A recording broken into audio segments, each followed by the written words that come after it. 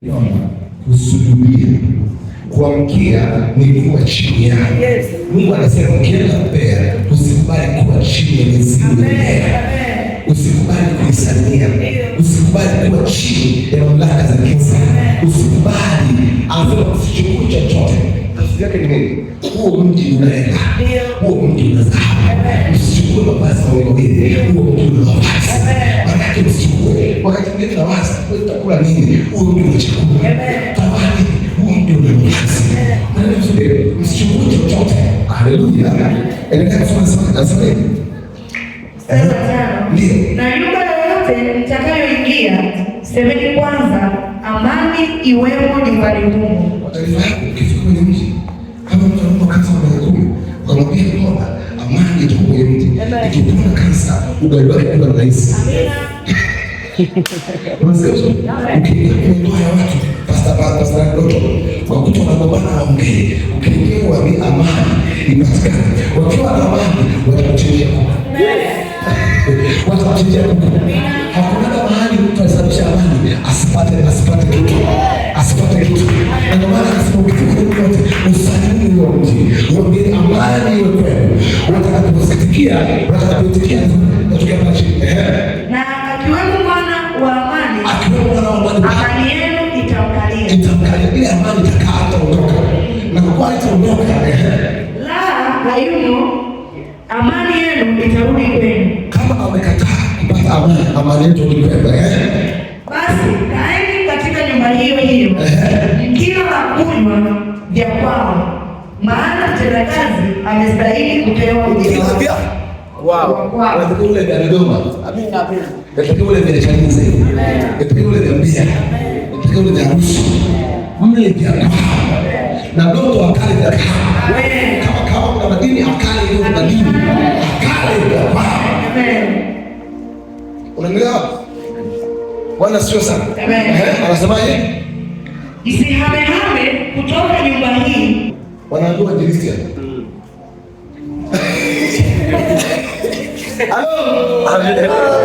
Kidogo hapa gumu hapa. Nisogee moshi hapa. Msihamehame. Mnapofahamu mnapoteza chakula.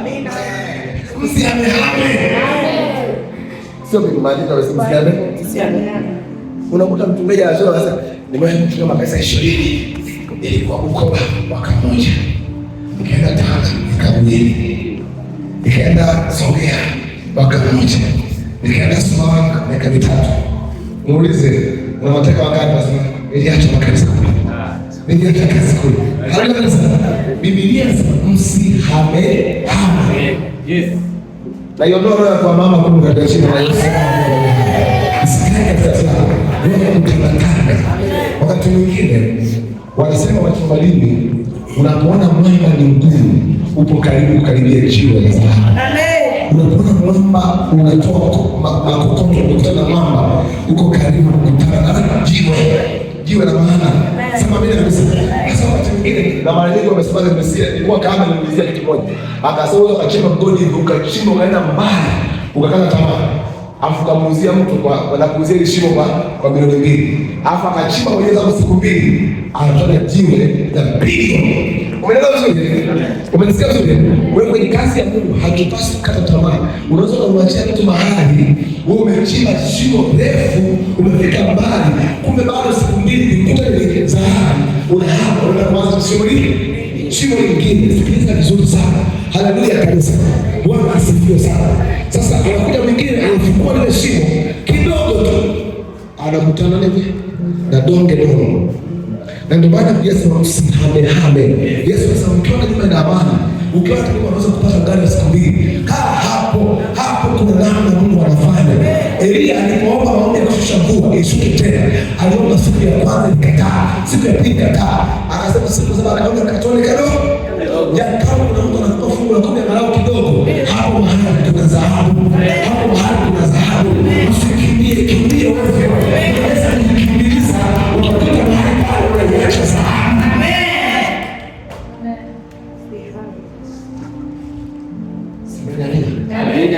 Sema mimi na kutusi ndogoga. Unakuta pale ndogoga. Wewe nimesha umeenda kununua papai ndio kabeji ya Chinese. Unaenda Chinese kwa sababu papai ni mboga Chinese. Wakabeji. Ile mabichi. Mimi nilishangaa. Na nikamkuta askofu wangu anagonga amepanga papai kwa majani. Na anasema ni tamu. Ni tamu. Naambia hii sio tamu kwa mimi. Hii ni tamu kwa wale tu hapo. Sema amina. Amina. Papai bichi ni mboga. Kule wanamenya kama kabeji na inakaangwa na mafuta ile. Wanalia ugali. Hiyo sio hadithi. Sio hadithi, jambo la kweli. Haleluya kanisa. Miezi 6 ndio mboga. Wanakula pale chakula ndio mboga. Miezi 6. Roho amecheka sasa kitu na bali. Sema amina kanisa.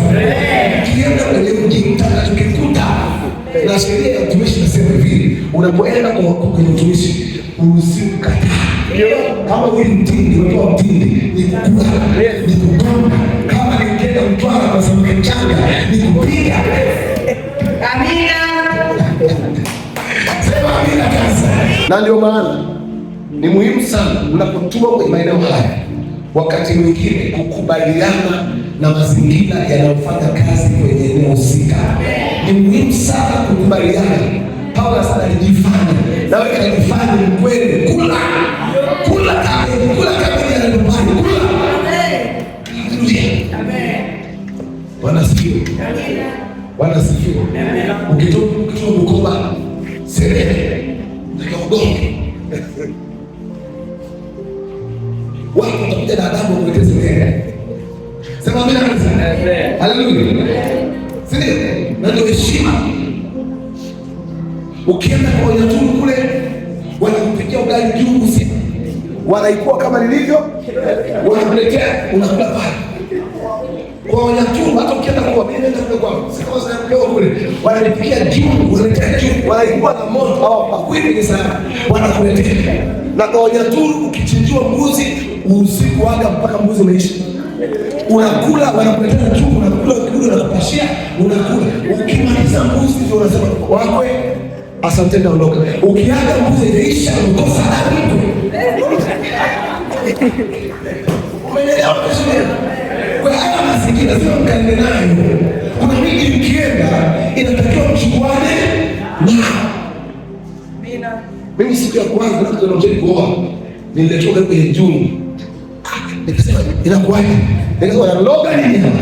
Kuna walogi. Kumbe ndio utamaduni ndio heshima. Sasa jioni moja wakati mama mmoja mzee wa kanisa akatualika nyumbani, akamwambia pasta, naomba mchungaji mgeni kwa chakula cha jioni. Na mimi nimetoka Songea, hatufuki. Mimi mtindi sijaweka ndani. Mimi hata mtindi kwangu huwa natapika. Sikiliza haya maneno. Tumealikwa ile siku kule, tumeenda mimi na huyu mama. Tunaenda kwa kule. Nimeenda kule saa 3 usiku tunatoa chakula. Mimi ndio mshina mbuzi tunakula. Nimekuta ugali na mtindi peke yake na mlenda. Ndugu, hiyo siku nikafikia mboga ngine nakuja hii nitangulia. Labda nasubiri. Ndio siku ambazo nilisikia kwamba nimedharauliwa. Ile siku ya kwanza. Ndio maana nimetoka kwa mchungaji. Ametualika kwao. Ananipigia tena. Yaani nisi kama huyu mtu ajielewe. Ukweli nikajaribu kupiga toke la kwanza. Nikaona cheti na kurudi. Sasa sijazoea. Lakini sasa hivi nakula mtende. Baada ya tokea pale nilianza kujifunza. Na mke wangu nilimtuma katika kujifunza taratibu. Sasa hivi mwana anaweza mtende na kula. Lakini nilikuwa mimi siwezi kula mtende. Mimi nimezaliwa kwenye kijiji ambacho kwetu ng'ombe anaye mtu mmoja anaitwa Likecha. Likecha ana ng'ombe 3. Kijiji chote kuna ng'ombe mtu mmoja tu, na ukitaka kushangaa ng'ombe unaenda kwenye yule baba mzee Likecha, na alikuwa anakaa mbali na kutoka hapo na Zakari, tunaenda kuangalia ng'ombe walivyo. Mimi sinakwambia sisi kwa jamii wa kulini sio jamii wa fulani. Kama utakuta mbuzi na kuku, sio ng'ombe. Ng'ombe usikuta. Na mimi karibuni kidogo masaa naendelea kusongea kwenye mapori, naona ng'ombe wameongezeka. Lakini yake alikuwa kule ng'ombe ilikuwa ni adimu kuona. Bwana asifiwe sana. Sisi wazee unakula mpaka daktari aagize, na akiagiza unaenda kutafuta mbali. Sema mimi na mimi. Bwana asifiwe sana. Sasa ndio kwenye jamii watu ndio maziwa ni mboga. Kwa hiyo mazingira inabidi kubaliana nayo kwa sababu ya hali ya mazingira yale ya watu wanaoendea. Semeni amina kanisa. Mpige Yesu makofi ya utukufu kama msikia. Haleluya. Endelea kusoma. Nasema nini? Mstari wa 9. Wa 9 nasema waponyeni wagonjwa waliomo. Ndio, na watu wako mkawaponye wagonjwa. Waambieni ufalme wa Mungu umekaribia. Na mji wowote watakaoingia nao hawakuwakaribisha, tokeni humo, nanyi mkipita katika njia zake semeni, hata mavumbi ya miguu yenu yaliyogandamana na miguu yenu tunayakung'uta juu yenu. Lakini nawaambia ya kwamba siku ile itakuwa rahisi zaidi Sodoma kustahimili adhabu yake kuliko mji huo. Unasoma kutoka pale 20 mstari wa 13.